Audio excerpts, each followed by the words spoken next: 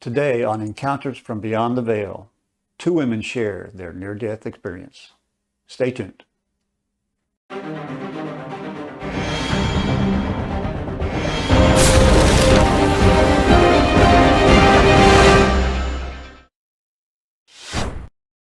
Hello and welcome back to Encounters from Beyond the Veil. Today, two women, Eadie and Jessie Sawyer, share their near-death experience. This video originally aired on Inside Edition, and I think you'll find it very inspiring. The light started to appear, and that's when I realized that this was death. This was my death. When I died, I was 31. What I experienced from that moment on just changed my life forever. My name is Betty J. Eadie. I am 78 years old. I had a near-death experience. My name is Jessie Sawyer, and I've had a near-death experience. If anybody had told me 10 years ago that I would have had a near-death experience, I would not have believed them. I didn't believe in these things. I didn't even believe in God anymore.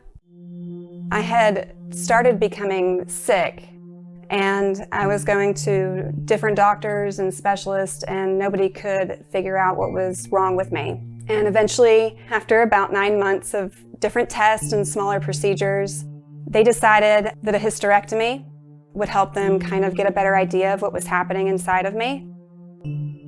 They didn't find anything wrong on the inside.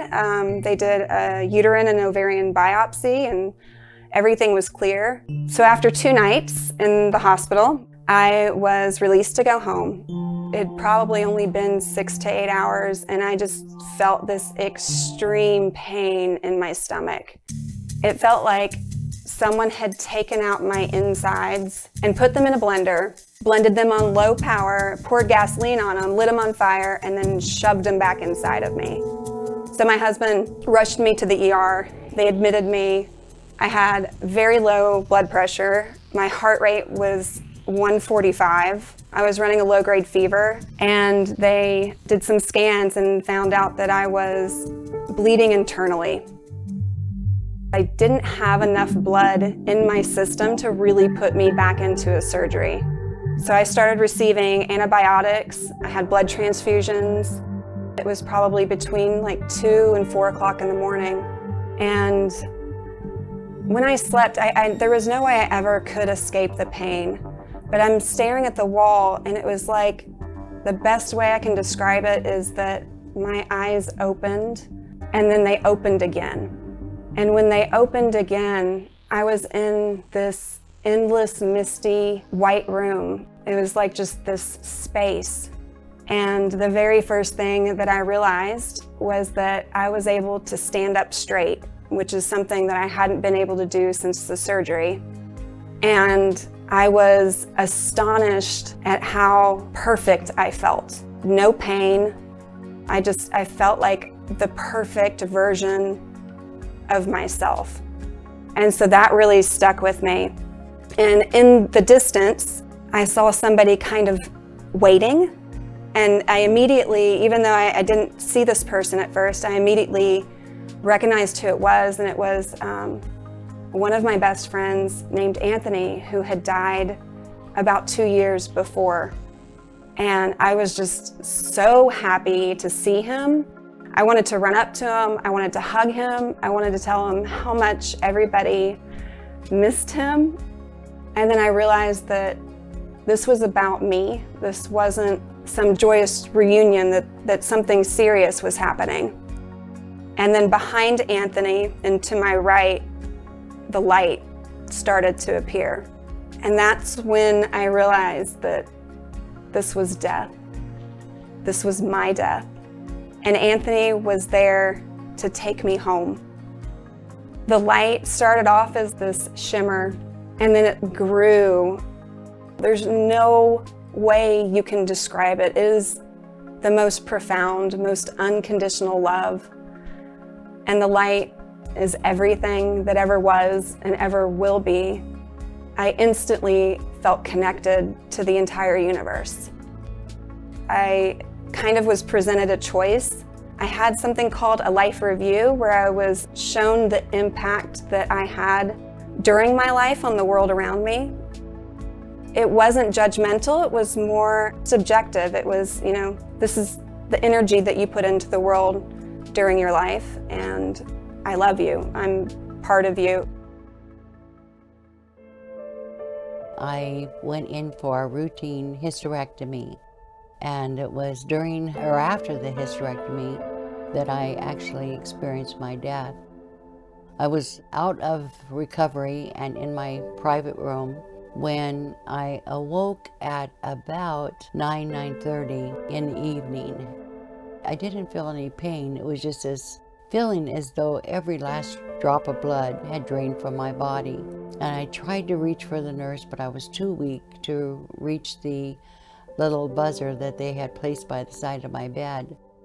I then felt this sensation coming up from my feet, a numbing type thing. And then all of a sudden, I felt a movement in my chest.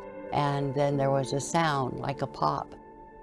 My spirit came up out of my body in a very tremendous speed, and I could look down and see my body laying on the bed. While no two near-death experiences are the same, those of us that research them see a very consistent pattern of elements. Very often there's that life-threatening event. The person's nearly dead, they're unconscious, or they may not even have a heartbeat. At that time, they have what's called an out-of-body experience. Consciousness separates from the body and typically goes above the body. They may then go into or through a tunnel. They often see a mystical, unearthly, brilliant light at the end of the tunnel. At the end of the tunnel, they may enter an unearthly, beautiful realm.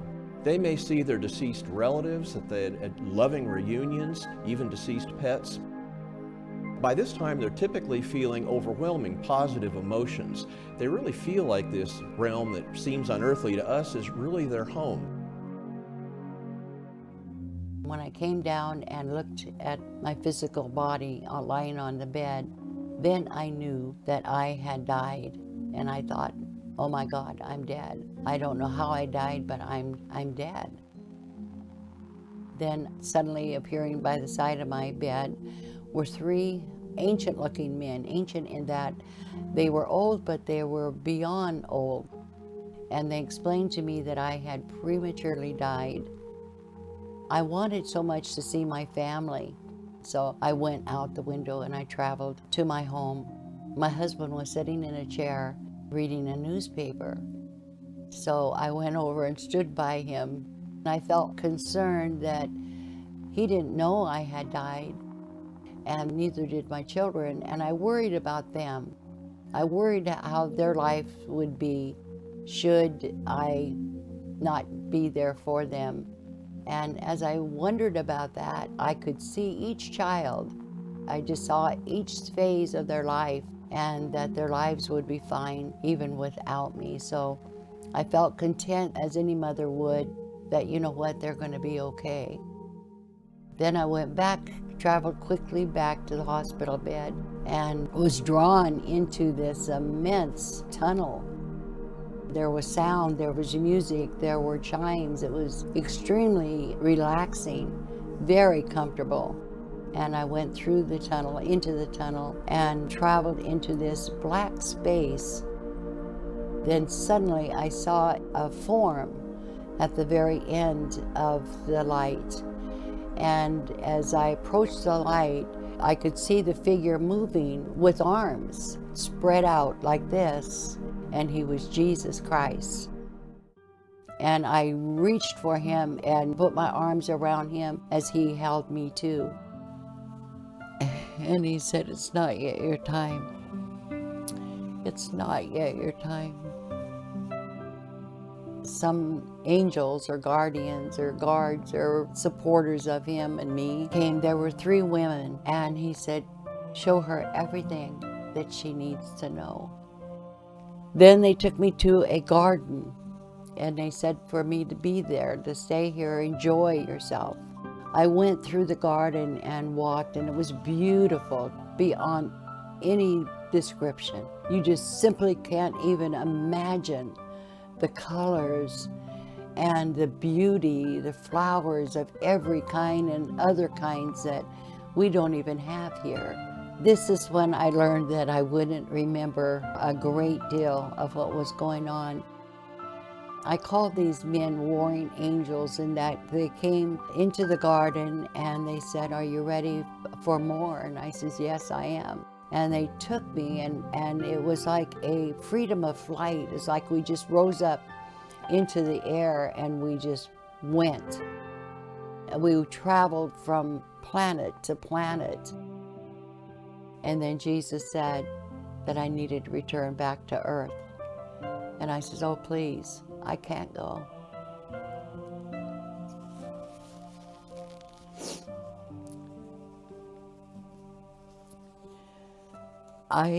Excuse me.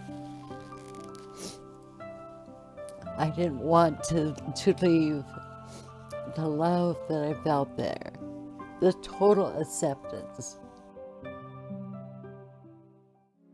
I saw a beautiful man that I recognized to be the Father, God. And I ran to him and fell at his feet, my head on his lap.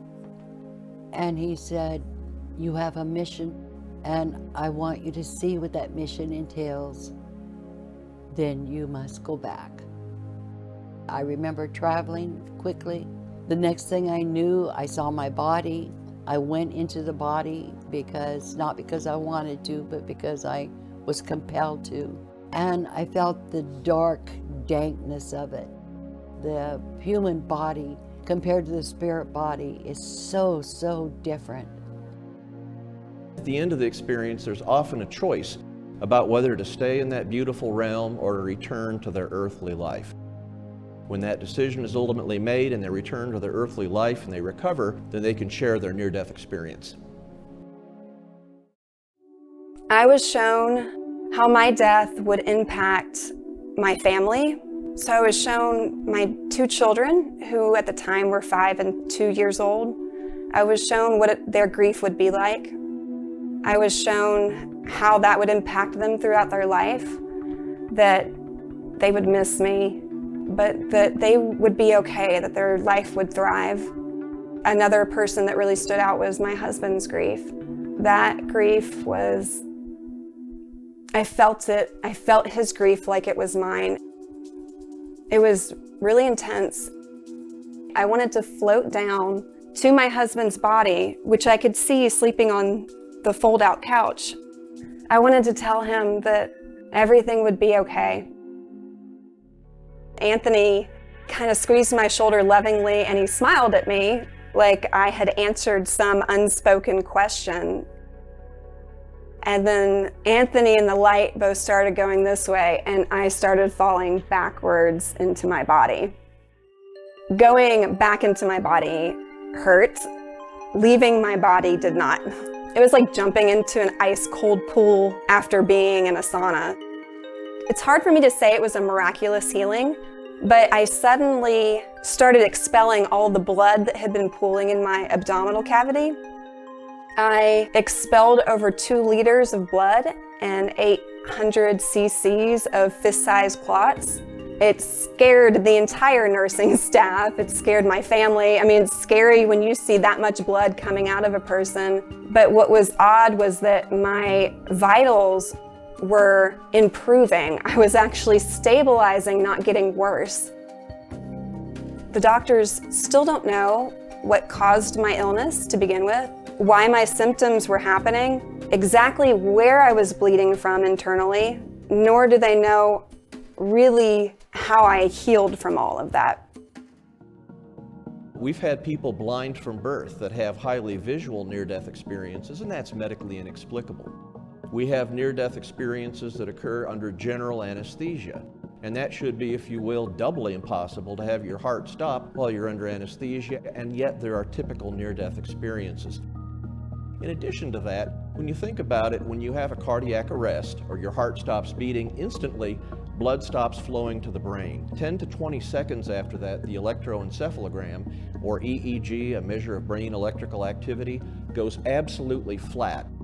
It should be impossible to have any kind of a conscious experience, and yet by the hundreds, people report near-death experiences. So at my checkup, I asked my surgeon, I said, I saw a light while I was in the hospital, and I was really careful. And he said, oh, I've heard of that happening to people, but I've never had a patient tell me that. And I said, well, how close was I? And he said, Jessie, you were walking the line there for a while. It was later, 5 years later, that I went to my doctor and I said, something happened to me. I need to discuss it with you, and I want to know if you had any idea that I died. And he said, yes, I was aware of that. Following a near-death experience, as you can imagine, it's generally very life-transformative. People that have a near-death experience, of course, almost uniformly don't fear death. From their perspective, they know what lies beyond death's door, and they know that it's wonderful. Of course, they have an increased belief in afterlife for exactly the same reason, but their values also change. They tend to become less materialistic, more loving. They may change professions, or they may change relationships if they can't express their new values. I started doing service because service is our best gift to God. When we're helping other people, it is to be of service to them. So I went to the hospital here in Seattle and volunteered at the Cancer Research Center, where I could work with the dying patients as well as their families. So I did that for several years. I began going to various church organizations to speak, to share. I want to go back, and I had Jesus promise me that he will return me to where I left when I had to leave him. When I started to kind of, I guess, rejoin the world, I felt this intense love for everyone. Not that I was necessarily a selfish person beforehand, but this new feeling was that I cared about everybody I saw. I have no fear of dying.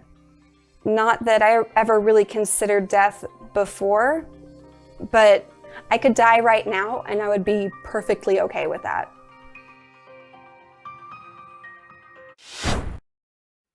These two women continue to inspire many. If you enjoyed this video, please hit the like button and subscribe so you'll be notified of all our future episodes. Until next time, I'm Brad Polk for Encounters from Beyond the Veil.